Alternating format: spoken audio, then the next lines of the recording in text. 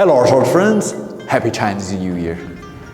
In this special day, we're gonna launch this new product which gathered inspiration from a custom-made arming sword from Phillip. I bet you saw the videos we posted like a month ago with all of the features and a beautiful design.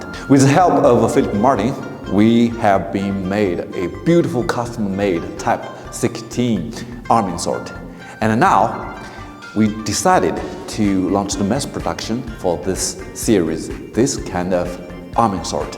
I find you guys like it very much. Today, I present to you this new version of Type 16 arming sword. Judging just from the look, you don't see a lot of changes. Still, we use those full leather, genuine leather to cover up the wood core to use at the sheath of the blade. And also you will see those really chunky stainless steel tip protections to protect the blade, and of course stainless steel polished cross guard, and also we add a little bit more features on the pommel. So if you're talking about like Oakeshott typology, this is definitely a fusion between the I and I1. So the former version, which we have been created custom made with Phillip, is a pattern-welded blade, but this one is a spring steel version.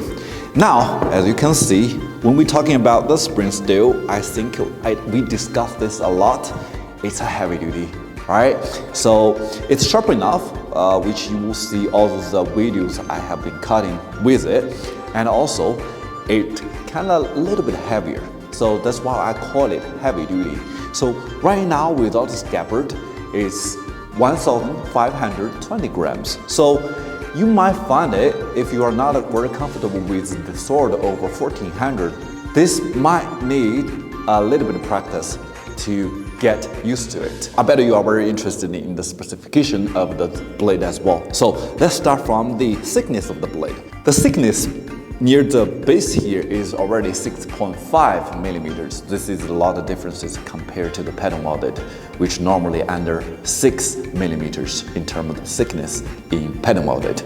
And it's still tapered as well because you wanted to give it a comfortable point of balance and also a fairly to decrease weight to make sure it's wieldable and maneuverable. This is the design features you will see a lot in Swordier. So now I'm talking about the distal taper near here is around 2.5 millimeter. Distal tapered so much so it can have like a really good balance point, which is 10 centimeters. Because you see all those like really heavy duty pommels and the cross guard.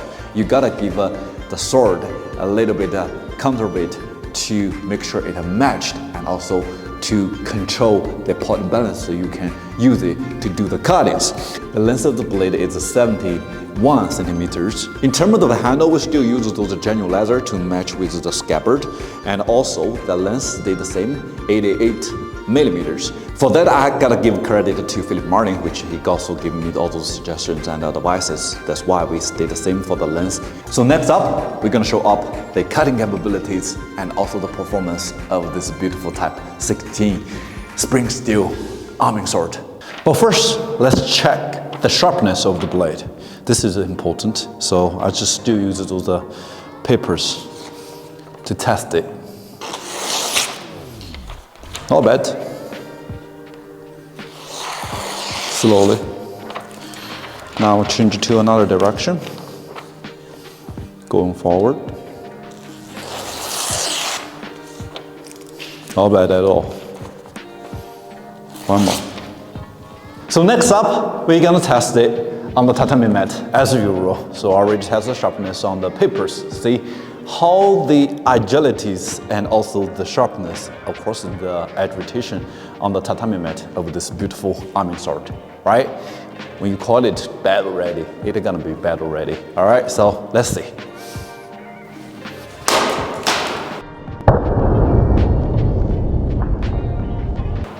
Very easy and sharp.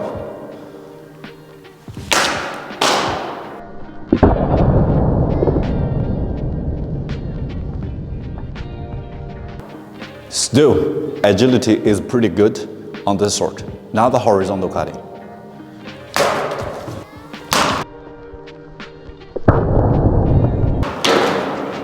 Now that's what I'm talking about, the horizontal cutting.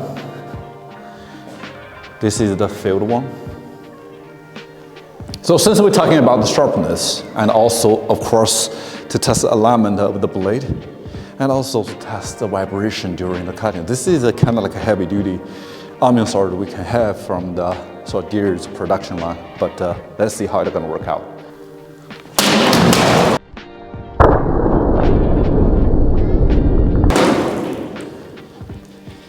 All right, so almost to the last bottle.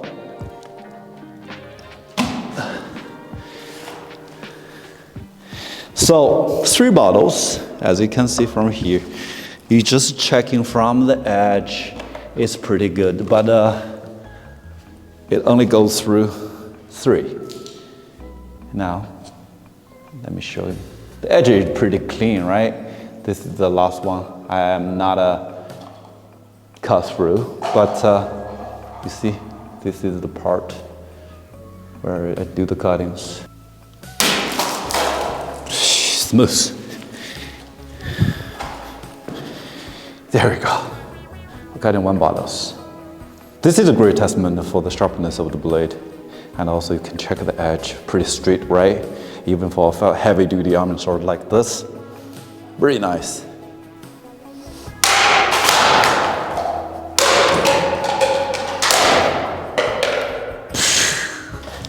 Three cut in a row. Kind of abusive testing on the dry bamboo, but I'm gonna show it to you, the edge rotation here. So I'm quite confident with all those edge rotation of our spring steel, especially the arming sword. You see, I tested it cut it multiple times. It all worked pretty well. Even though the bamboo breaking down, you see all those very, very clean cuts. Multiple cuts. See that? So in conclusion, this heavy-duty Type 16 arming sword can do all those cuttings, especially the softer material and the hard material. It can handle it. And for this beautiful arming sword, definitely it's recommended, especially with this beautiful full genuine leather to cover up the scabbard and also the hilt as well, right?